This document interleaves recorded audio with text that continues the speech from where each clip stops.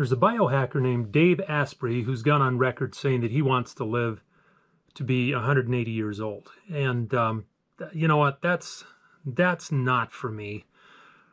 I think John Mellencamp had it better. Hold on to 16 as long as you can. Hang on to 16 as long as you can, or hold on to 16 as long as you can. My goal isn't to live to be 180 years old. My goal is to feel like I'm a teenager when I'm 70. And modern science says that that's possible with diet, exercise, and disease prevention. But so let me clarify what I mean by feeling like a teenager at the age of 70. So when I was a teenager, I lived in Caracas, Venezuela, which is down about 10 degrees north of the equator. It's perpetual summer, rain, it's warm. And I did a lot of running. I was involved in athletics. And sometimes at night when it was warm and there was a light breeze going, I would have so much energy. I would have to just get out and run. I would get outside and I would just run. You can't run in Caracas anymore. It's sad, but I'd get out and just run just to get rid of some of the energy. And I loved doing that, just feeling the breeze and all of that. And then given that it's Venezuela, coming home and wringing out my shirt because it was humid there. But anyway, life happened. Not long after that, I had added 70 pounds. And running wasn't fun anymore.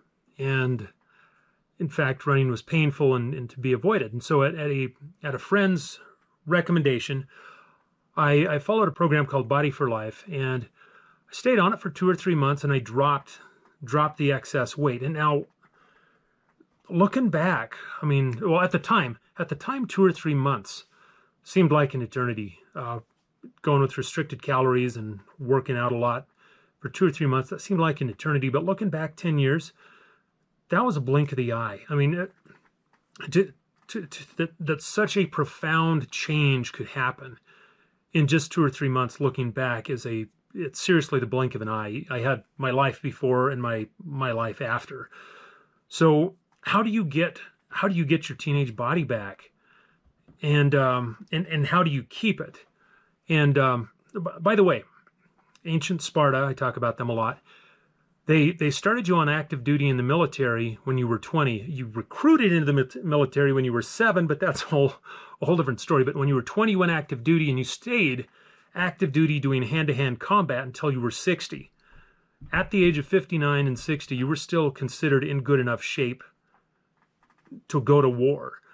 Not only that, a study was done on New York Marathon running times, and they found that the average time run by 65-year-olds was the same as those run by 17-year-olds. Now, granted, these are athletes, but my point is it's doable. There are people who are doing it. So how do you do it? How do you get to be one of these people? First thing, diet. Get rid of the sweeteners and sugar. Now that you hear that a lot. Let me explain why. You chemically cannot burn fat in the presence of insulin. If you've got, insulin circulating through your body, you can't burn fat stores. People say, well, it's just calories in versus calories burned, right? Right? Well, okay, yes, technically. So let's say you burn 2,000 calories and you only consume 1,200 calories, but it's sugar and it spikes your insulin levels. You will lose weight. Problem is, the weight you lose will not be fat. You can't unload the fat when you've got insulin circulating. So what is it? Well, you cannibalize muscle, and through tests, they've observed people cannibalizing organs to preserve the fat. They couldn't get rid of the fat. They had obese people who were cannibalizing their own organs trying to lose weight. And here's the really sad part is fat has a ton of calories. If you burn fat, you're going to lose weight more slowly because it takes so much longer to burn off, a pound of fat than it does a pound of organs or a pound of muscle. So you'll actually lose weight more quickly if you're doing it wrong. But there's a whole lot more to diet. But start with that. Get rid of the sugar. Get rid of the sweeteners. Okay, exercise. And by exercise, you need to do high intensity exercise. I talked about running, but for me, running, that's my recreation. That's fun. That's not a daily thing. Running is not how I stay in shape. A few summers ago, I did run all summer. I ran a few hundred miles, and I didn't lose fat. I lost like 10 or 15 more pounds, but I didn't lose fat. Instead, my upper body atrophied down to nothing. I wasn't using my upper body. I was just running, and my legs too, because the high intensity muscle fibers out of my legs atrophied as well, and all I was left with is the lean running endurance muscle. So running is not a high intensity exercise unless you're a sprinter. And by the way, sprinters look good, don't they? It's the fast twitch muscle. The high intensity muscle is the bulky muscle that makes you look good. Maybe some people are into how distance runners look. They have kids. Somebody likes them. Anyway, but to stay in shape, you want to do high intensity exercise. So for the last year, as an experiment, in the last year, I put on 5 or 10 pounds of muscle. I have worked out for 15 minutes a week. Now that sounds like a bunch of bull, to be honest, but it's not. I work my muscles. It's an extremely intense workout. The day after I do my 15-minute workout, I can't do push-ups. I can't do push-ups and pull-ups for a few days after I get done with it. The workout is intense enough that it takes a week or longer for those muscle fibers that you're hitting to recover. Honestly, it feels like a life hack. It takes that little time to stay in good physical shape. Okay, now onto the. And again, there's so much more on that. But about avoiding sickness and disease. So about 6-7 years ago, this is after I had lost the weight. I was on the phone with the doctor. They had just snipped off a mole, and when the first time you hear the word cancer over the phone from your doctor, it changes you.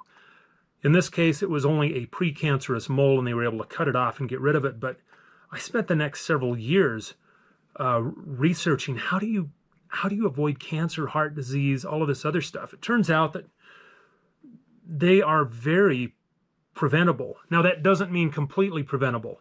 Random stuff happens. You could get run over by a milk truck. You could get cancer.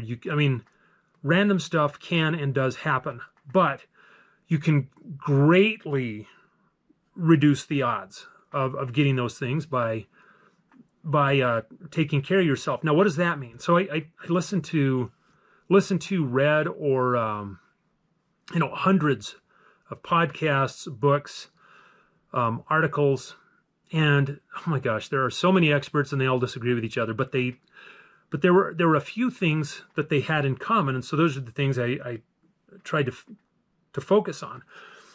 One of them that they agree on is avoid things that spike your insulin levels for the reasons we mentioned earlier. Your insulin is not eating in such a way that requires you to dump insulin is not a good thing. Insulin running through your system is not your friend. Whether you do that through keto, where you don't eat carbohydrates, or whether you do that through eating extremely small portions, and I do mean extremely small portions of everything, including carbohydrates. Manage your insulin levels is number one. Number two, go for nutrient-dense rather than calorie-dense food. So, for example, produce falls into that category. Did you know that salsa only has like 20 calories per cup? Like if for some reason you drink a quart of salsa, you'd gain like 40 calories. But it's, in terms of nutrients, it's loaded with nutrients. Same with most plants tend to be loaded with nutrients. Now, some of them are calorie-dense, nutrient-light, such as potatoes, grains, pasta. There's a lot of stuff like that. So avoid stuff that is calorie-dense and light on nutrients. Third thing, go with a lot of colors. That comes from, people tend to agree on that. It's also from Chinese medicine. That has to do with the phytonutrients, is what they're called. Plants have specific disease-fighting properties. It has to do with plants evolved to have these because they're trying to fight off humans. And long story short, anyway, that's a whole different topic for another day, another video. But you want to eat as many colors as you can.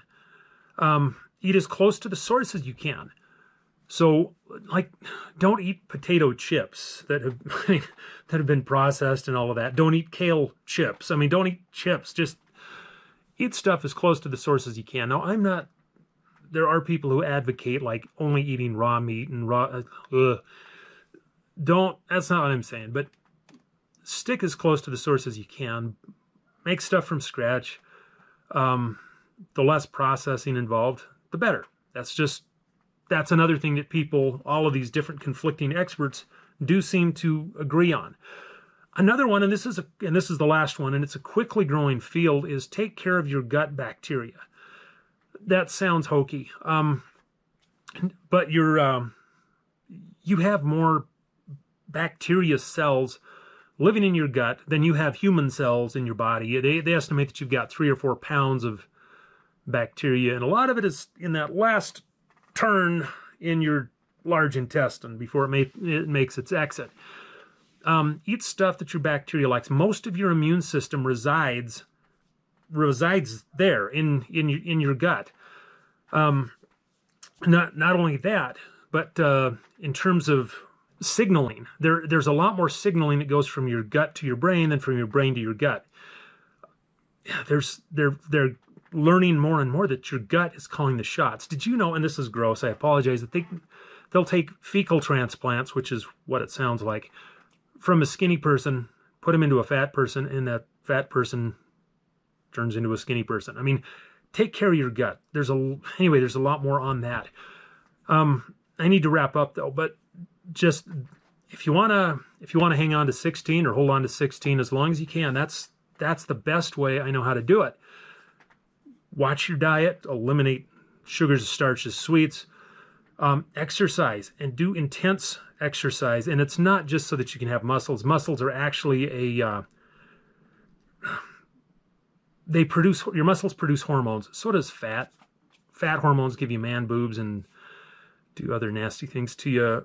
The stuff secreted by muscle tissue is actually really good, and the more intense exercise you do, the better. And lastly, do what you can to avoid diseases, doing the stuff that I've talked about. That's the goal. And you know what? Even if something bad happens and I die when I'm 65, do you know what? I feel awesome right now. I felt good for the last few years. Hopefully I'll ride it as long as it goes. If you're not feeling that way now, get back with it. I mean, it sounds like a big sacrifice, but it's a few months. Let's say it's a year. Worst case, it takes you a year. 20 years from now, and you're looking back and saying, this is where I was, this is where I am, and it only took a year. I mean, it's a small price to pay. That's all I have. Thanks for watching.